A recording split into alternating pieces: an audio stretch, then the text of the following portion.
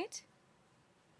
Here with the clubhouse leader, Lucy Lee, you end the day at 14 under, and I gotta ask, as you were going to the first tee this morning, were there any nerves?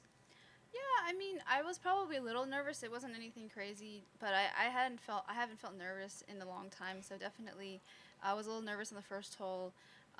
Made bogey there, but after that, I didn't really feel any more nerves. Kind of just, I guess on the second shot on the first hole, the first shot's pretty easy. So yeah. So after the bogeys on the front nine, when you really made the turn, is where it really started to get more comfortable for you out there. Would you agree? Yeah, for sure. Kind of actually making those bogeys might have helped a little. Just getting that out of the way and knowing that I could just freewheel it out there a little. The putts just weren't falling in at first, and so it was great to get a few of them to fall, kind of coming in down the stretch. Walk me through some of those last holes. How crucial was it to pick up some opportunities there at those shorter par fours and the par fives? Yeah, for sure.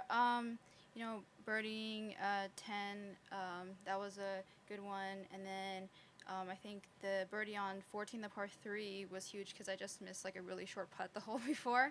And so I was a little bit upset about that. It was nice to get one back there, a little bit of a longer putt, kind of made up for the putt before. So it was just good to keep the momentum going. And then the par save on 15 was also big. Before I open it up, are you one to look at leaderboards as you're going through the course? Yeah, for sure. I've always been one to leaderboard watch. I think it's just knowing where you are and kind of not changing your game plan, but just adjusting your strategy. I think that's important. Something I've always done since I was a kid. Mentally, that can help and sometimes hurt, but sometimes help. You definitely think it helps to know where you are when you're on the course? Yeah, for sure. I mean, I get that sometimes looking at the leaderboards can give you a little bit more pressure, but I just think it's more important for me to know where I stand. So that's just, been something I've always done. Kyle?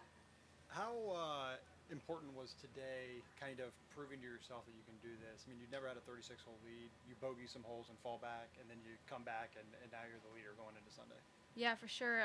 Definitely started off a little shaky, but it was great to finally roll some in and kind of started playing freely again the way I'd been, hitting it the last couple of days. Started, hitting some really good shots coming in the back nine and rolling some putts in. So that was definitely good for my confidence. But I think it's just really important, like I said yesterday, to keep doing what I've been doing the whole year and just not to treat this round or the next round any differently. What was the atmosphere like out there coming down the back nine just on a Saturday afternoon? Yeah, definitely. It was really hot, so I was just trying really hard to keep my concentration. That was number one for me. Sometimes when it's hot, you can, get a little hazy. So that was the number one thing I was focusing on was, to stay focused. I think, is she playing with Lexi tomorrow? I believe so. Yeah, so I think you're playing with Lexi tomorrow. Well, I mean, in the final group on a Sunday, playing with her, how do you think that experience will be? I mean, that's great. I mean, it doesn't get any better than that, right?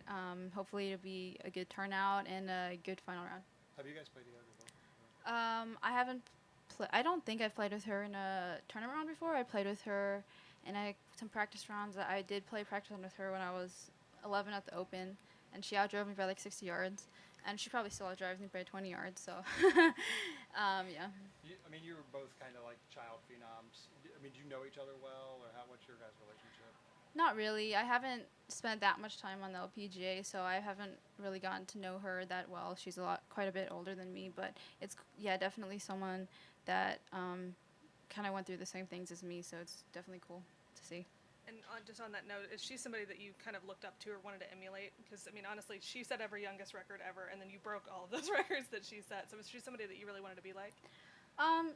Definitely admire her. I didn't really try to emulate her just because we're so different. Yeah. I think a foot difference in height. So I've always tried to play my own game, but definitely she's a super cool player, and I'm excited to get to play with her tomorrow. And then just another one for me, just final group on Sunday at an LPGA Tour event after cleansing your LPGA Tour card. What are, like, the emotions you're feeling right now? That's a lot. Yeah, it's been kind of a whirlwind a couple of months. I definitely didn't expect to be here a couple of months ago, so I'm just really grateful to be here and have this opportunity, and whatever happens tomorrow will happen.